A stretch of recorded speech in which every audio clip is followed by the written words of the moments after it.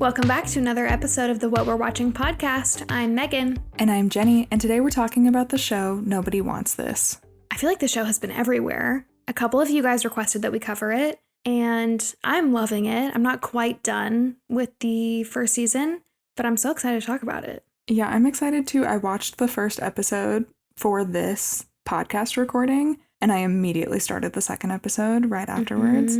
I love short shows. Me too. And especially when they're good and they're funny and you're invested in the characters and you can binge it, is so fun.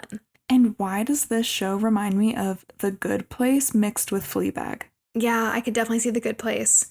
I never watched Fleabag, actually. Oh, you didn't? Okay, well, there's a hot priest in Fleabag, and there's a hot rabbi in Nobody Wants This, so... I see. It's like the forbidden love kind of thing. No, that makes sense. We're going to go through some background info about the show, the cast, and then we're just going to recap the first episode. So if you guys haven't seen the entire first season, that's okay. We're not going to give any spoilers away, so you don't have to worry. Yeah, and especially don't worry, because I've only watched an episode and a half, so I don't know any spoilers. Also, just a quick note that we are recording this before Election Day. So we don't know the outcome of the U.S. election. And you guys might not either, if you're listening to this on Wednesday morning. Oh, I didn't even think about that. Oh, well, it's like a tense time in the U.S. right now and in the world right now, so hopefully this will be a welcome distraction for you. So we teased this a little bit in our last episode, but Megan has some exciting news to share with you guys today. Take it away, Megan. Guys, I'm having a baby. Yay! Yay!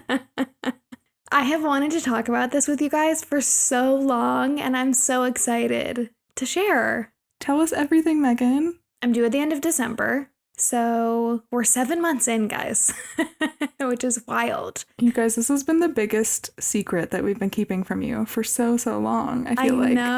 I know. It's Do you know crazy. how many times we've mentioned it in an episode and I've had to edit it out later? Even an expert editor. I'm so appreciative of that. Yeah, it's been wild. This is my first baby, and it's been amazing. I mean, it's been a lot. My husband and I have moved twice, and he's changed jobs, which is why I haven't talked about it, because it just has been a lot of personal upheaval.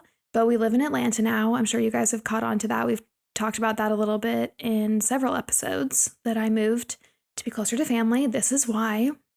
And yeah, we're very excited. It's a girl. We don't have a name. I feel like I'm trying to go through the most asked questions when we tell people in person. Does everyone ask you that? Yeah. I mean, I constantly, every time I see you, I'm like, I want to ask her so bad. But it's like, how will you? I don't know if you'll even know until you know, you know? I know. I wish that I knew, because I would love to get her name put on things for her room and stuff, because that's cute. And I always get fed ads for things like that. But we don't know. We have a top 3, and I think we're going to just wait until we meet her. I love that. Yeah. Oh, that's so special. I'm so excited for you guys. Thanks. We're super excited. And I'm so excited to hear from all the moms listening, because I know we have a bunch of moms and a bunch of moms with little kids that listen every week, and we appreciate you guys. So any parenting advice or birth advice or postpartum advice that's positive, preferably, send it my way. Yes. I'm finally going to make my Instagram not private because this news is out. So if you have that advice, you can also message me at _Megan K. Bradley. What else? I don't know. How has it been for you so far? Like from the start of pregnancy to now you're in your 3rd trimester, right? Yep. How are symptoms? Like what are you feeling? Honestly, it's been fine. I really was expecting the worst because of TikTok. I just thought, you hear so many sad stories and you see so many people that are so sick and go through a lot of just horrible, the worst symptoms. I was never super sick. I definitely was nauseous in my first trimester, and then I've had just a lot of exhaustion. That's been the biggest, most challenging thing for me throughout. It actually feels like I take a Benadryl every day. So that has been hard. And lately it's gotten a lot more uncomfortable, just physically, to sleep. But other than that, it's been fine. And she's been healthy. So very grateful. Yay. Yeah. Also, how big is she now? I think she's 3 pounds. And she, Also, I read on my app today that she's going to start gaining a half a pound a week. Oh my gosh. So I'm like, I'm sure other people that have been pregnant maybe can relate to this. I can't imagine being bigger than I am now, but I know that it's going to get so much bigger. So that's crazy.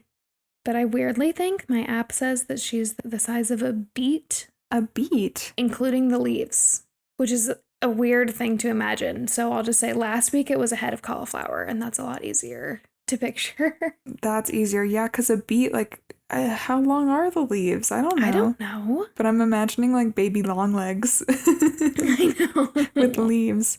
I know. And next week it's a coconut. A coconut. So somewhere between a head of cauliflower and a coconut. I don't like the beet one. I think that's No. a little hard to understand because it's not the same girth as, like, a cauliflower or a coconut. Agreed. Interesting, though. You have a little app that tells you everything. I do, yes. I love this. Gives me updates every week. Well, yay, I'm so glad that you got to share your news on the podcast. I know. I'm so excited to talk to you guys about it and that you guys know so we can talk about it now. Yay. And we are batching a little bit just to prepare for baby and to give Megan some well-deserved time off. So you may notice that we don't talk about current events as often. And we need all of your holiday and January, New Year's, and even maybe some Valentine's Day recs. What do you guys want us to talk about? What rom-coms? What, like, winter-themed movies? Yeah. Or, like, yeah, what are your favorite cozy winter movies and rom-coms? Send them our way because we're going to be recording. Yay. Yay. Okay. Now we can talk about Nobody Wants This. Okay. Everybody wanted to hear your news, by the way. I thought it was kind of funny that we were like, okay, we're going to do Nobody Wants This. Surprise! Megan's baby announcement. But no, that is not. It just happened that way. It just happened that way. Okay, so the logline for the show is an agnostic sex podcaster and a newly single rabbi fall in love, discovering if their relationship survives their wildly different lives and meddling families. I did not know that there was podcasting involved, but of course it got me within the first few minutes. That'll hook you. Okay, so as you guys know, the first season came out on Netflix. It actually came out about a month ago on September 26th, 2024, and there are 10 episodes, and they are only about 30 minutes each. So like we were saying in the beginning, this is a really easy show to just totally jump through, or just like watch a quick episode of, which I love. And as of recently, it has already been renewed for the second season, which I love. And it's just getting so much positivity towards it on the internet. I don't know if you've noticed that. And that just makes me happy. And it reaffirms my belief that we are in like a new era of rom-com. Yes. Where everybody is just appreciating the rom-com again. Like the fact that we have this rom-com show on Netflix about people in their like late 30s. I assume that's about how old the characters are supposed to be. Obsessed. I do love that. I do love that this is a rom-com that doesn't have your typical like 20s age cast. It's really nice. And you're so right, because I feel like all of the movies that have really popped off lately and gone kind of viral on the internet for a second are that Anne Hathaway one, The Idea of You. There was another the Sydney one. Sweeney one. So it makes sense. Yeah. I feel like it's the perfect time for a show. I know. I feel like we're getting like 1 to 2 big rom-coms a year for the last couple of years, and that has been really fun. Yeah, and the fact that they renewed it already, like it must have really done well. I know. It makes me happy. There is some commentary online about whether the stereotypes in the show, particularly of the Jewish women in the show, are a little bit over the top, or if they didn't really build out some of the Jewish women's characters as much because they just let them lean on the stereotypes, and I can totally see that. Yeah, that's interesting. That makes sense. It's a good call out. Yeah. And this I loved. So this show is created by Erin Foster. She's an actor, writer, and producer. She hasn't really done that much. Like looking at her IMDb, she's done some TV movies and web series, and she's been in a couple one-off episodes of TV, but no major projects that you guys would know of. And so I love that she's the showrunner and creator of this super successful show now. Yeah, how did that happen? I don't know how they found her or like how they found the script for this, but I'm glad they did. And something else I love is that this show is based on her real life relationship with her husband, Simon Teichman, and he's a music industry exec. He's Jewish. And she said in an interview with the LA Times that during their first conversation, he mentioned that anyone he marries has to be Jewish, and she ended up converting to Judaism for him because he comes from this religious Jewish family. Mm-hmm. And so this is her experience. That's really cool that it's based off of her real life story. Yeah. I wonder how closely, though. I imagine the podcasting part and all of that and the rabbi part, not quite. Correct. I think just the general themes, probably. Yeah. But that's fun. That kind of reminds me of when we did My Big Fat Greek Wedding and how she created it and based it all off of her life and her relationship with someone who is non-Greek. Definitely. That's a great comparison. Should we talk about the cast? Let's do it. Starting with one of your favorite people, I feel like. Yes. Kristen Bell, who plays Joanne. I do love her. She's from Veronica Mars, The Good Place, Frozen, Bad Moms, Forgetting Sarah Marshall, Couples Retreat, which we have an episode on, and many more things. Is that our only Kristen Bell episode so far? I think so. Wow, we need to catch up. I know. It is kind of funny to me, like, as we're talking about this new era of rom-coms, that two of the most popular rom-coms over the last few years have starred Kristen Bell and Anne Hathaway, who were the rom-com, who were in rom-coms, like, when we were growing up, you know? Yeah. So it is kind of funny. I mean, I love that we're seeing older women and just, like, older people in general in these stories, but not that they're old, but you know what I mean. Not like the typical older than 22-year-old. Yeah. We know it's kind of funny that we're not seeing a ton of new young actresses because there are many crop up in all these rom-coms. Yeah, I think that maybe it's people who are our age who are really wanting these rom-coms right now. Mm-hmm. And so that is like the target, I feel like. It's like we want to see people in their 30s and in their 40s who are in love. True. That's so true, because that's us. You guys probably know that Kristen is married to Dax Shepard, and they have two daughters named Lincoln and Delta. And she went to NYU for musical theater for college, but actually dropped out a few credits before she graduated because she was offered a role in the Broadway musical version of The Adventures of Tom Sawyer. I feel like we mentioned this in our couples retreat episode. We did, yeah. And I remember my mind being blown that she can sing and was on Broadway. Yeah. I don't think a lot of people knew that unless they put together that she was in Frozen. Exactly. Every time I forget. I forget. And then I'm like, well, she sings really well in Frozen. But it's animated, so it's not like on the top of your mind. I don't think for a lot of people, yeah. Shortly after she was on Broadway is when she got Veronica Mars, and that was her first kind of big jumping off point. Okay. Did you ever see Veronica Mars? No. That is one that, oh my gosh, I feel like I started it maybe like one fall because it was on like one of those lists that was like fall nostalgic shows to watch. Mm-hmm. And it's on my list. I really need to get into it. I have always wanted to get into it. I just never have. Maybe we should together. Yeah.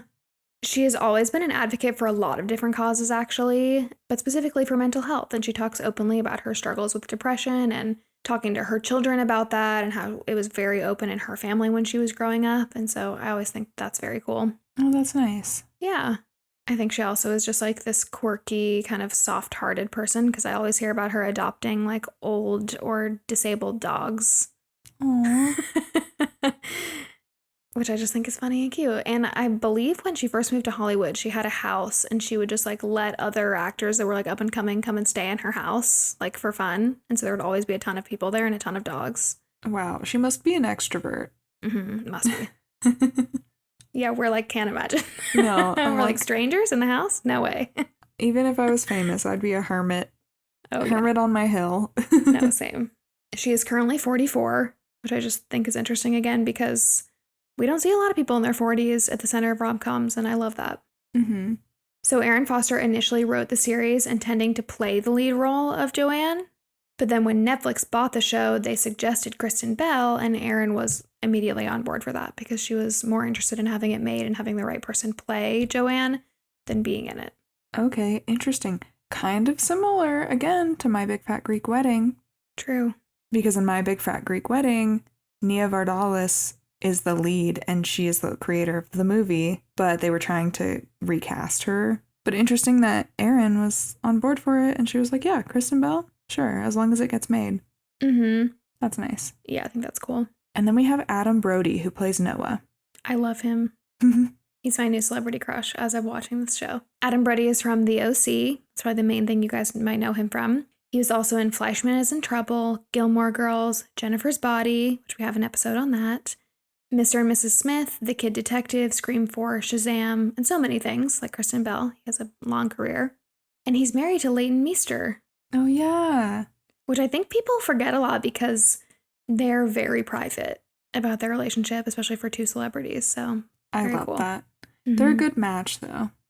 He wasn't in Gossip Girl, was he?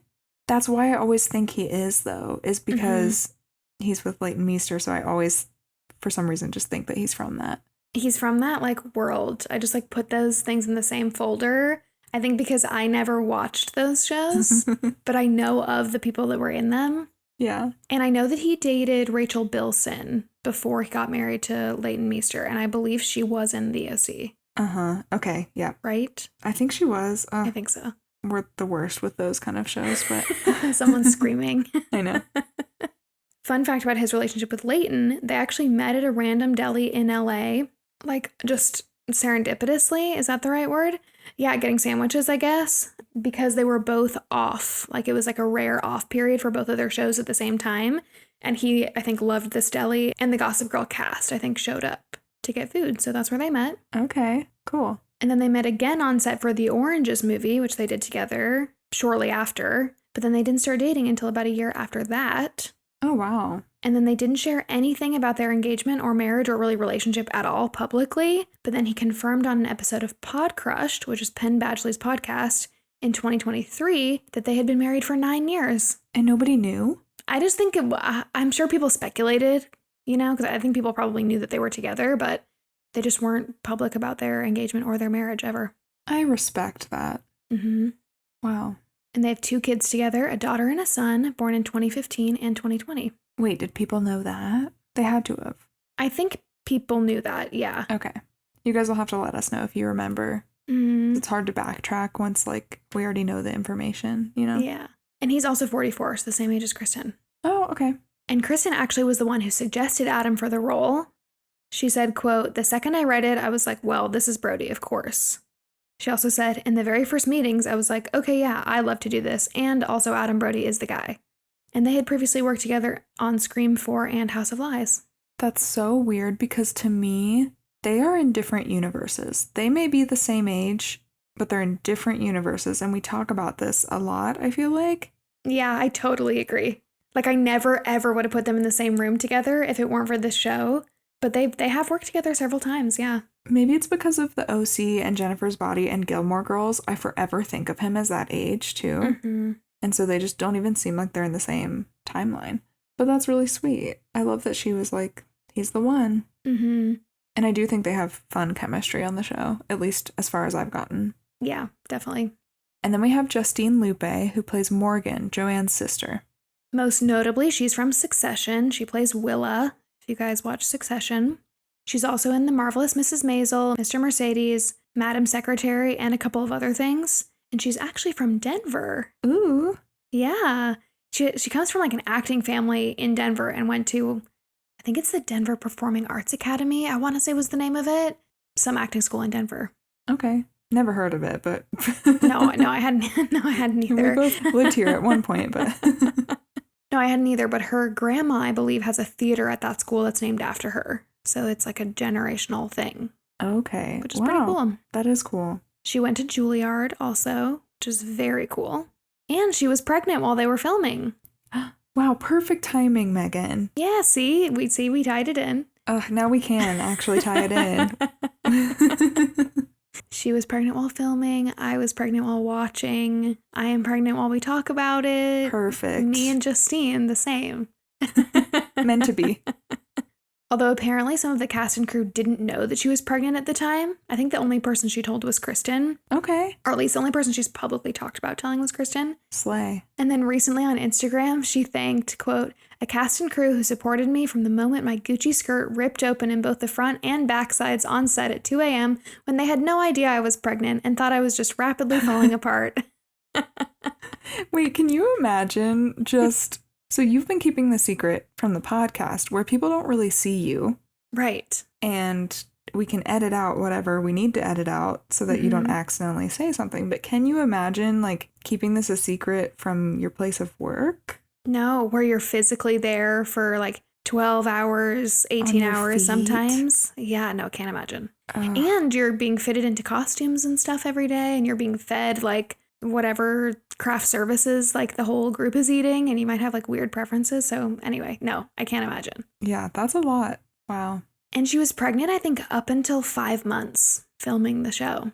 So not even like, it's not like it was like, oh, like 4 weeks at the beginning overlap or something. No. Wow. The showrunner, Erin Foster, was also pregnant while filming. Oh my gosh. Yeah, all the girls. Love it. Yeah. And then we have Timothy Simons, who plays Sasha, Noah's brother. So funny. He is so funny. I actually couldn't find much on him or his personal life because I think he's pretty private and also just honestly not as famous as a lot of the other people in the show. Although I totally recognized him. Like, I totally knew him from all of the things you're about to say that he's been in. Yeah, I think mostly people know him from Veep. That's my guess. He's very funny in that show. He was also in Don't Worry, Darling, Goosebumps, Joyride, and then a couple of other things. I want to say he was in a John Green adaptation also. He was like the principal or something. Okay. But I could be making that up.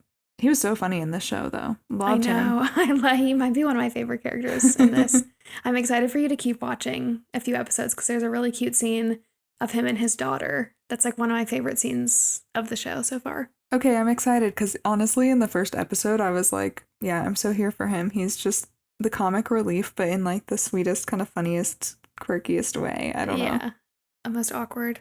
Awkward, so awkward. And then we have Jackie Tone, who plays Esther, Sasha's wife. I wanted to touch on her even though her part is not huge because she's one of Kristen's best friends in real life. Aww. So that's pretty funny. And she originally got an audition for Rebecca, who was Noah's longtime girlfriend at the very beginning. Oh, yep. Until Kristen suggested that she read for Esther instead. Okay. Wait, I wonder if Kristen said that because she was like, I want her to be with me in the show for longer. Could be, yeah. Apparently, I think I was reading that Jackie texted Kristen and was like, oh, I got an audition for your show. I'm reading for Rebecca. Kristen was like, okay, you're way more of an Esther if you're interested in that. You can read for that. That's awesome. And she does a great job as Esther, which is fun. Well, should we get into the first episode? Let's do it. So Joanne, played by Kristen Bell, runs out of a restaurant and runs around the corner yelling at her sister Morgan.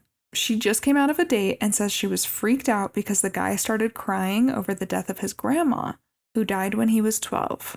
Joanne gets a text from the guy asking where she went, and we find out that she snuck out of the date. Then we cut to the two girls recording a podcast where Joanne recounts everything she learned about this random man's grandma in her 30-minute coffee date. And Morgan, her sister, says that this story sounds very familiar because Joanne keeps dating these nice, normal guys and finding things wrong with them. The last guy Joanne actually liked was apparently very emotionally unavailable and would not acknowledge her in public. And so Joanne promises to start making healthier relationship choices from here on out. And then we see Noah, played by Adam Brody. He gets out of the car with his brother Sasha, and he tells him that he needs to stop letting their mom cut his hair, which is really funny.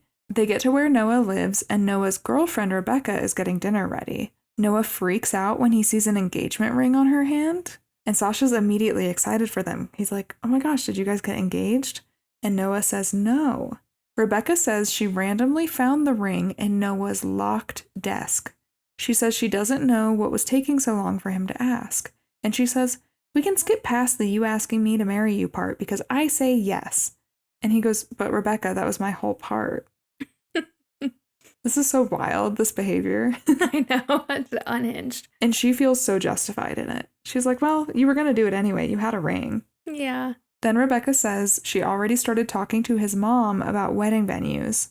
Noah says this feels like checking things off on a list, and he breaks up with her. Then Morgan and Joanne go to dinner with their parents to celebrate their anniversary of their divorce. And their parents are hilarious. And I love this scene of their whole family together because their family dynamic is just so funny. They're explaining that they're out to dinner for their parents' anniversary, but it's their divorce anniversary to the waiter. And their mom says that they only got divorced because her husband was confused about his sexuality. And their dad says, not confused, gay. During dinner, Joanne gets a call from a New York number, so she knows it has to be about her and Morgan's podcast together. Where do they live, by the way? Do they live in New York? I'm imagining they don't. Like, They must not. maybe they live in Jersey or something. Yeah. Okay. The person on the phone says that they want to discuss an acquisition of the podcast, and the girls are so excited. We cut to what I think is the next day, and Joanne is FaceTiming her friend Ashley from bed, and Ashley invites her over for a dinner party that night that she's having with a group of her friends, including a divorcee with a young kid, a finance guy, and a rabbi, all of which Joanne might be interested in. And Joanne says, "They all sound horrible. I'll be there." That night, she shows up in a huge fur coat that Ashley says is a cry for help, and she passes an older man with a beard and nods to him, saying, "Hi, Rabbi."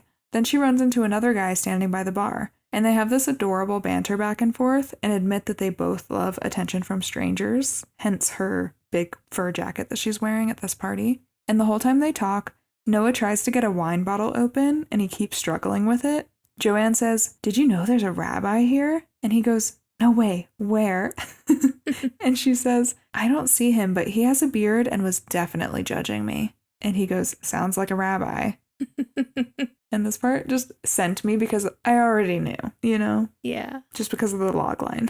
Yeah. And you can just tell that their banter is so good immediately. This was the first scene that we see the two of them together in, and it just made me very excited for the show. Me too. It was cute. I read that Adam was actually struggling to open this wine bottle in real life, and this went on for like 20 minutes. And so this whole scene was improv, other than I'm sure there was like a few scripted parts, but anything involving the wine bottle, which they have a lot of lines about, was all like made up on the spot. How were they not cracking up? I don't know. But you can tell that like her laughter is real in the scene because he like makes a couple jokes about the wine bottle.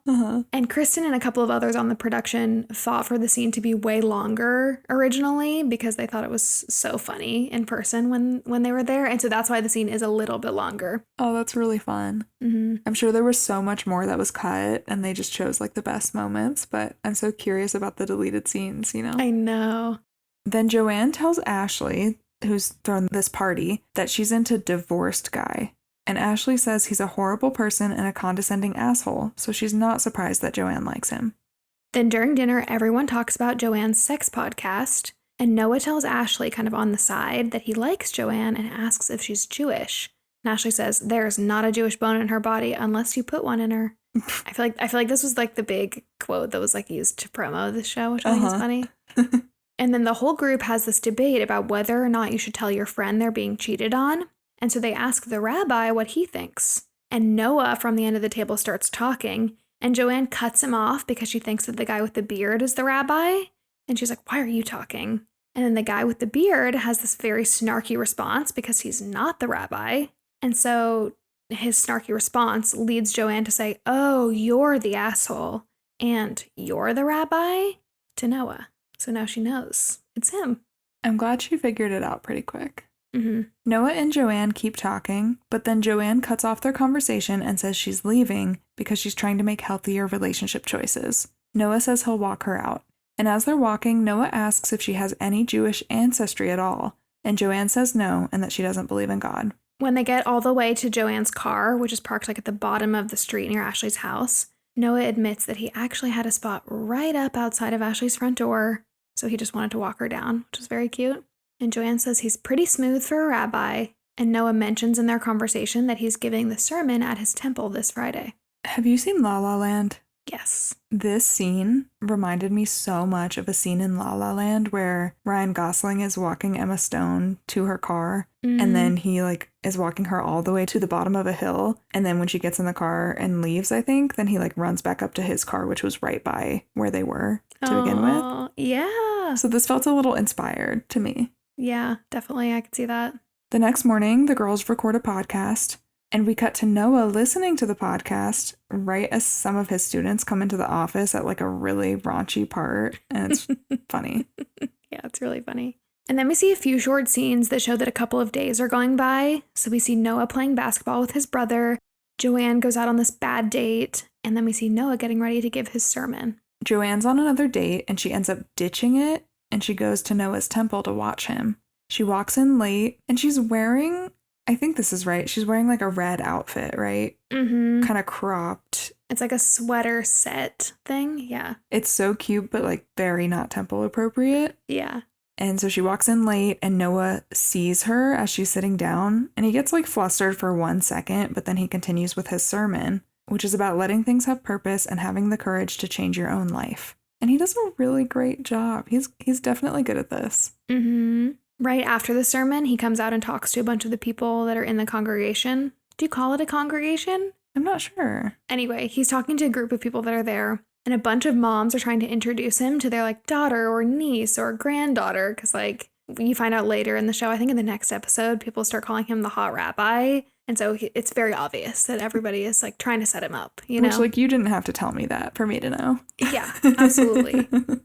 And so he cuts away from this group to go talk to Joanne. And as he's like walking up to talk to her and they begin speaking, Esther, who's Sasha's wife, says, "Who is that?" And Noah's mom says, "A shiksa."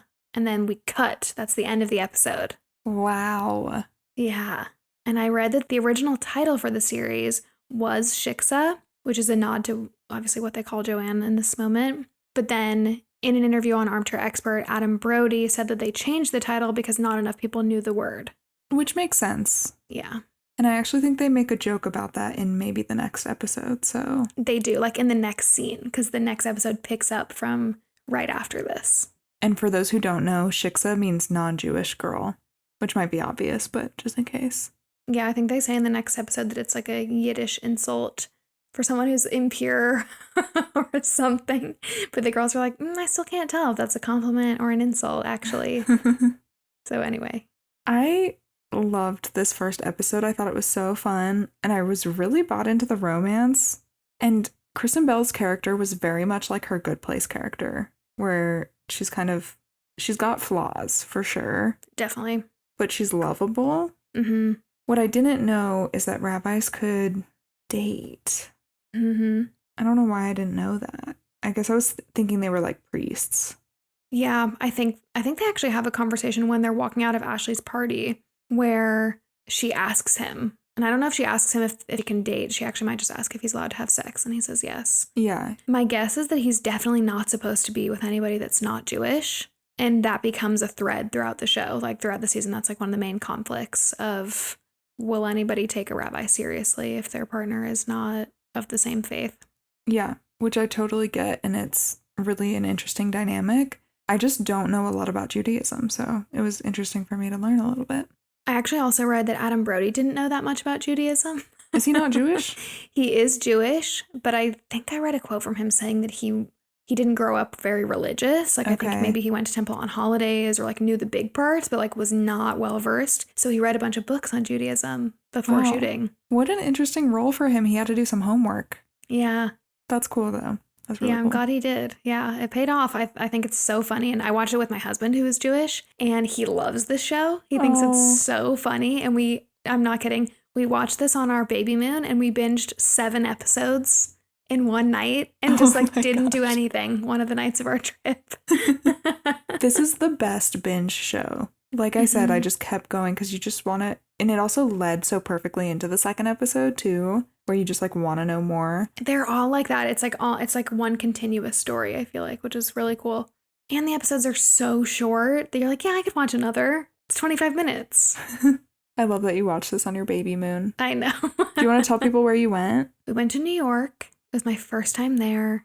It was so much fun. It was amazing. What did you think? Was it like as hustle and bustle as it seems? I've never been. I think we got a little bit unlucky because I was so excited to go in fall weather, and then it was pouring rain the entire time we were there for like 4 days straight. So that was a huge bummer. That put a damper on things, obviously. But no, it was so fun. It was so cool to be able to walk everywhere, and the food was amazing. I'm so jealous of the food situation. Mm-hmm. I would recommend, if you're going to go on a baby moon to somewhere busy like that, go earlier. I should have gone earlier in my pregnancy. Early to mid second trimester would have been really nice. Because I'm just starting to get to the point where walking all day long is kind of uncomfy, or my feet would hurt at the end of the day. And then I get pretty bad acid reflux now, and we were just eating the whole weekend. So that was less than ideal. So maybe a beach trip for later in your pregnancy? That would be my recommendation. Okay, I will note that for my future. But I'm so glad that you went, and it's so cute that you guys binged this show. I mean, these kind of shows, when they're only 10 episodes and they're 30 minutes each, you feel like you're just watching maybe 2 movies in a row. Totally. So it's perfect. Yeah. Yeah, it was lovely. I will say, however, points for New York on a baby moon is all of the cheese in New York State is pasteurized, apparently, according to New York State law. It's what one of our waitresses told us. So I could have burrata there. Oh my gosh. Which was amazing. Because you can't have that right now. Correct. Okay. Or you can if it's pasteurized, but like at restaurants, I feel like. How would you know and how would they know? Yeah. Right, exactly. So that was fun. Oh my gosh. Well, yeah, that is, okay, points for that for sure. That's so cute. Yeah. But yeah, as far as the show, there has been no information announced about season 2. I would assume that the main cast will all be back because they all seem very enthusiastic about the show on social media and are promoting it a lot. And it just came out. I would not be surprised, / my fingers are crossed, that Netflix is going to churn out season 2 quickly. As in, like, maybe in a year. I'm sure they're writing it. And, like, you can tell me if this is an annoying assumption, but I feel like because this has to be the showrunner's just baby, absolute baby of a project, because it's based on her own life. And as far as I could tell, it was her first time show running a show. I'm assuming she's jumping right on the writing project. So hopefully we'll get this soon. I hope that we get it in less than a year and it does not take the Bridgerton timeline because you guys know how I feel about that. This being a comedy makes me think they'll just churn it out. I hope so.